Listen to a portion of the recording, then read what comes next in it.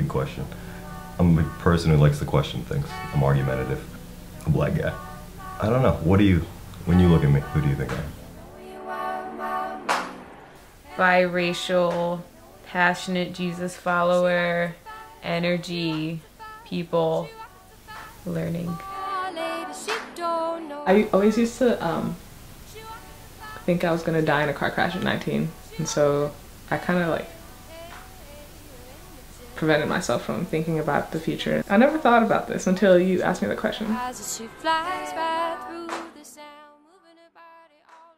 Not being stressed is boring for me. I hate it. I hate it when I can just sit here all day because I feel like I'm wasting.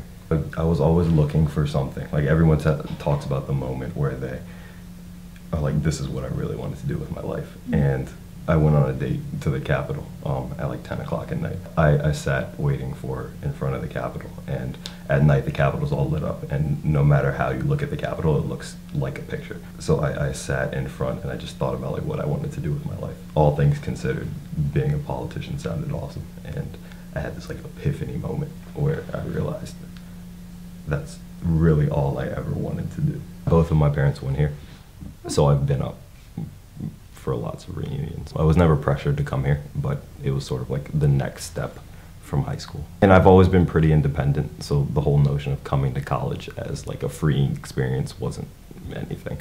Both of my parents worked, came home very late, had nannies my whole life. I have a very idealistic view on love. Like I believe there's the one true, and I want to find her. I was always a weird little kid, and I was the skinny black kid.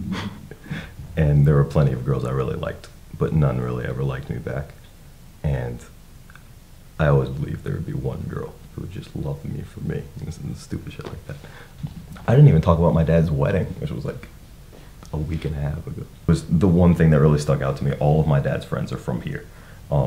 And we took a Williams picture, and there were like 10 people in the picture.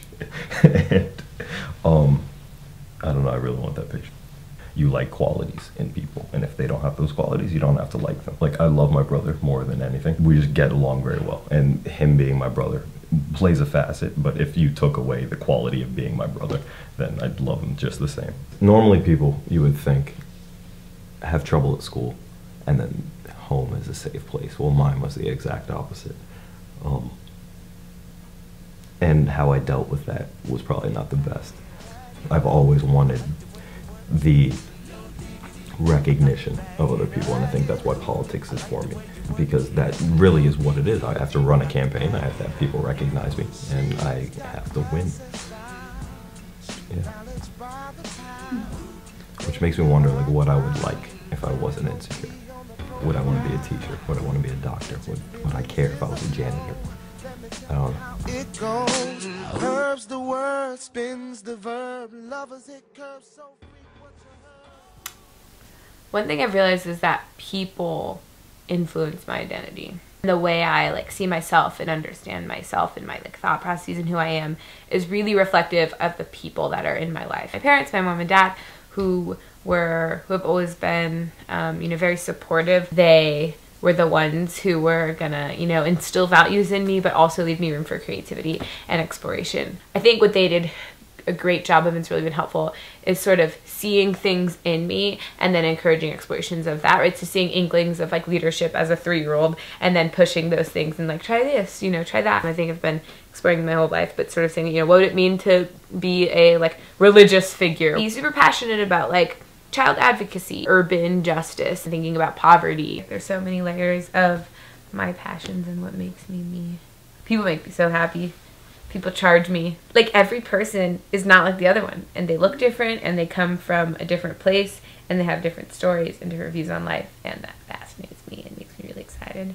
I guess I could say my parents introduced me to Jesus through,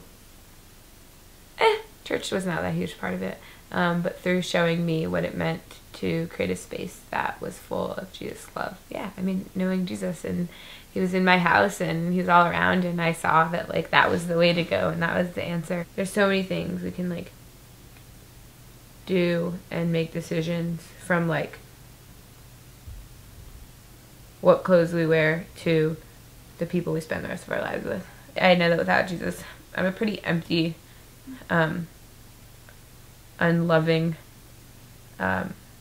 would be without like the purpose and strength of Jesus, like I'm out, you know, I'm gonna be knocked down fast. I think people put their identities in things that fail them, but if your identity is in something that will absolutely never fail you, then you will never fail in your identity because you're in something that... ways.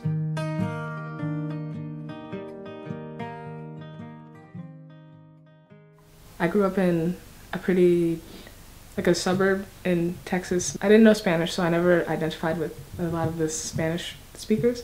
I was in classes with a lot of people not like me, skin tone wise. I didn't develop an identity based on color. It was more just how I acted around people, I guess. I'm very, very close with my parents. Growing up, my friends would be like, oh, I'm so jealous. All of the kids on my street loved my dad.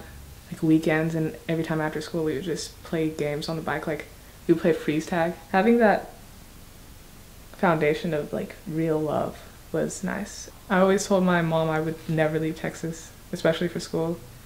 And then, so yeah, it's really funny that I chose like the farthest state. So my mom didn't go to college, right? And she hadn't actually like been to a college campus until I started visiting colleges, and just seeing like the smile on her face and everything. Not that I'd do it for her or anything, but I don't know. She was really proud that I was able to graduate high school, get into college, a virgin, like not having a child. Cause yeah, she had me at 19 too. So like, I don't know. I feel like I have to be her rock, kind of. The purpose of human life. Loving others. And I don't know how I'm supposed to help people with a history degree, because I feel like what people need is health. The plan my dad and I had was to just work with food and kind of not solving poverty, world like hunger and everything, but I don't know, starting from kind of the base with the stomach. I don't think we were put here to just get by this like routine. I feel like there's a higher purpose. I know I spend a lot of my time, like even when I'm reading, I'll just think about, oh, I wonder how long I'll be at dinner with so-and-so, and like my future interactions with people. And my parents are strong believers, but like they never force anything upon us and everything, so I fell off. Choosing Williams, I figured it was a secular school, so I wasn't gonna have, I guess, not support, but just like no motivation. I tried thinking and just living for me, but I just felt like empty. I don't know, I can't look at anything and just not think that like that didn't just happen. Like all the beauty in the world, and even I guess the ugly, it's overwhelming to look at things and just imagine that it just happened, or that there's nothing behind it. I feel like I had two different paths, and choosing this one was like for the better.